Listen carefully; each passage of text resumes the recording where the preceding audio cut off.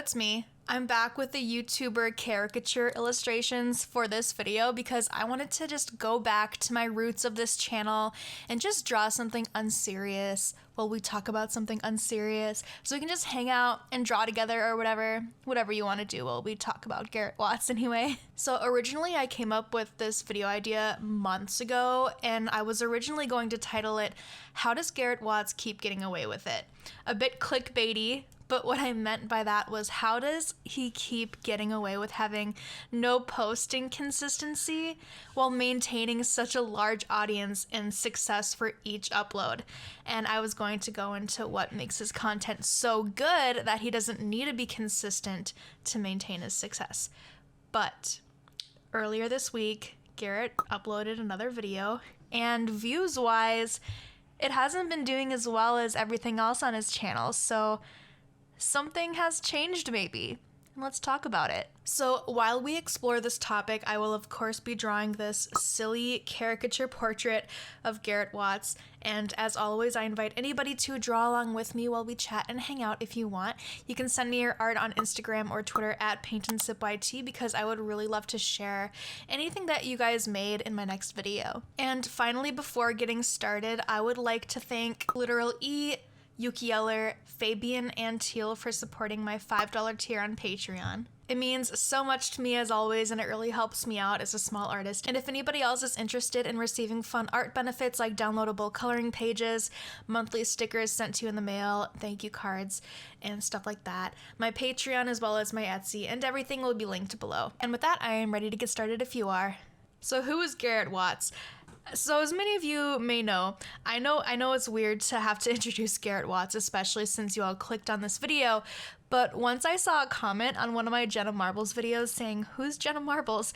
And some of you genuinely may not know, so Garrett Watts is a content creator here on YouTube who rose to success on this platform after kind of being introduced by Shane Dawson's content years ago, before their fallout and before Shane's most recent cancellation. Garrett's content really peaked in around 2018, which was also when Shane's channel was reaching some of his highest success with his docuseries surrounding people, like his first docuseries with Jeffree Star and the Jake Paul stuff and the Tana Mojo stuff.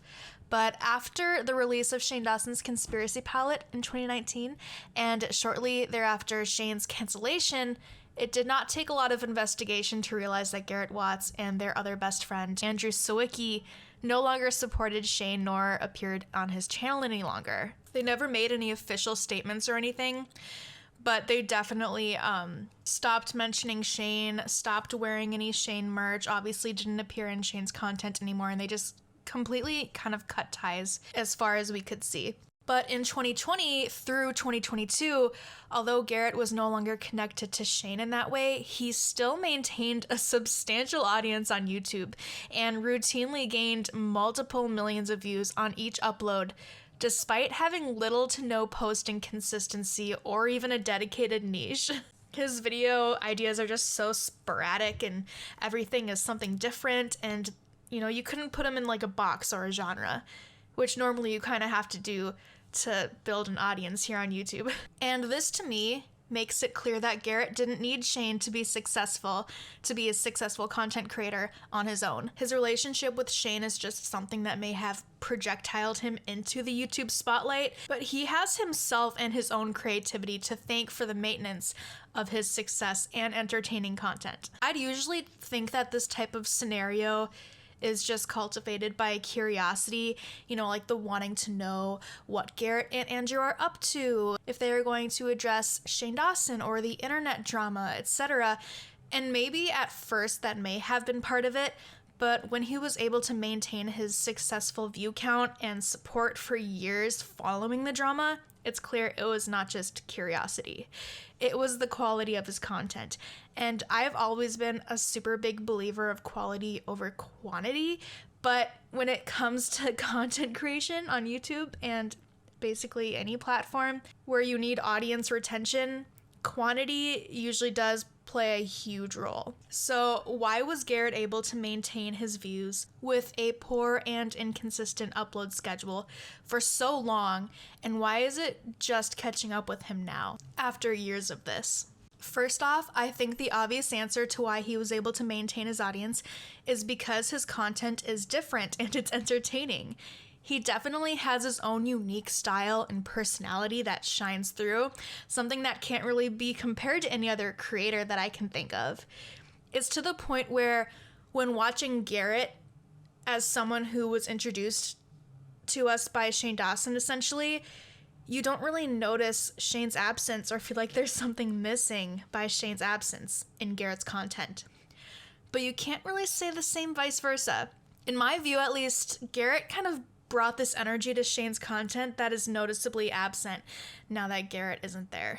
And I even see a lot of comments here and there being like, oh, I miss Garrett and spooky boys and, you know, that kind of idea in Shane's comment sections. But with all that, I was still quite surprised to see that even after a couple days of Garrett uploading this latest video, it's still just kind of sitting under 300,000 views compared to the usual million or so that he usually sees.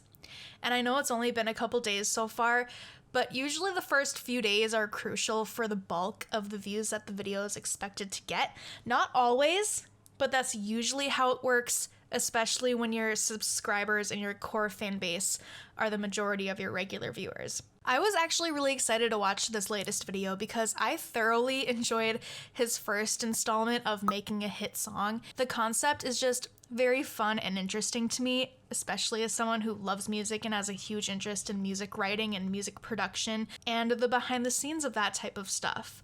And as I watched, again, the content did not disappoint. It was funny, chaotic, it flowed well. I wasn't really getting bored, even with how long the video was. And all in all, it was a great video in my opinion. Granted, the only piece of criticism I had was it felt too much like he wanted this video to be the first one he made. There was this expectation that he had for himself that it had to live up to what the first version of this idea accomplished. And it did exude a level of stress that even I, as just a viewer, was picking up on. I could feel his desire for the nostalgia of the first video. And when you're at a point where what you're doing isn't really fulfilling anymore, and when you want to kind of rediscover that fulfillment by doing something you've already done and hoping to find the same level of self-accomplishment, it usually doesn't work. And it usually is a sign that you need to look forward to the future and reinvent instead of doing what you've already been doing in the past and trying to get a different result. But here's the thing. Garrett doesn't really seem to care about the numbers anyway. He literally just makes what he wants, when he wants, and just lives his life. And I really commend that. His channel description even expresses that same sentiment, and I honestly think that that was the key to his continued success after his departure from Shane Dawson. He kept being himself, and he kept making content for himself that happened to be so entertaining that it resonated with his audience and kept them coming back with no set schedule at all, because no matter what he made or when, the trust was just there that it was going to be a good time. So I don't think Garrett is falling off.